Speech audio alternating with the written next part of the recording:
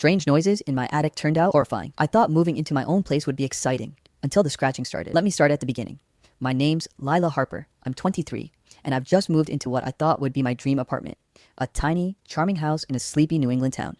It was a kind of place with creaky floors, a wraparound porch, and enough character that Instagram influencers would probably fight over it. But for me, it was freedom. My first place alone, after living with my parents for as long as I could remember. I had my own space, my own rules, no roommates, no landlords peering over my shoulder. It felt like a fresh start. The day I moved in, the sun was setting, casting a golden glow over the cracked sidewalks and leaf-strewn yard. The air smelled faintly of damp wood and something else, old but not unpleasant.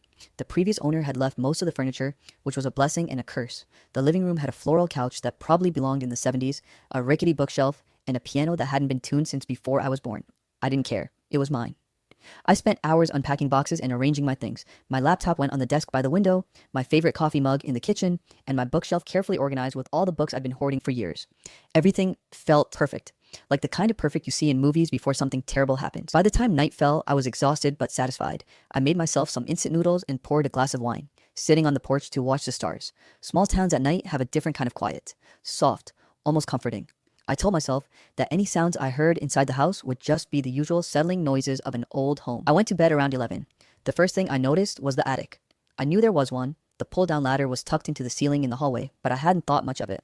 Old houses have attics. They're dusty, dark, and full of forgotten things. I wasn't scared. Not yet. It started subtly, a faint scratching sound. At first, I assumed it was the house settling, wood expanding in the cool night air. I lay in bed, listening, and tried to convince myself it was nothing.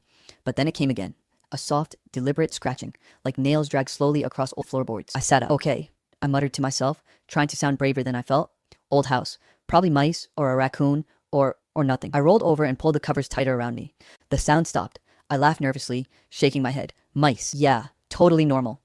But then it started again, louder this time, and there was another noise layered on top, a muffled thump, like someone stepping lightly. My heart rate jumped. I told myself it was impossible, that nobody could be in the house. But the sound was real. I grabbed my phone and turned on the flashlight, creeping toward the hallway. The attic ladder was folded up neatly, the pull string dangling just out of reach. My hand trembled slightly as I tugged it down.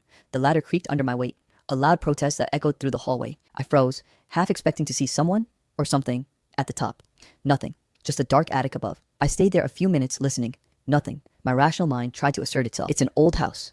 There's 1,000 ways the sound could be explained. You're fine. But deep down, something told me I wasn't. Over the next hour, I paced my apartment, checking windows, double-checking locks, trying to convince myself the noises weren't real. I even peeked up at the attic entrance with a flashlight. Shadows danced in the corner of my vision, and I jumped every time I thought I saw movement. Finally, I decided to set up a few cameras.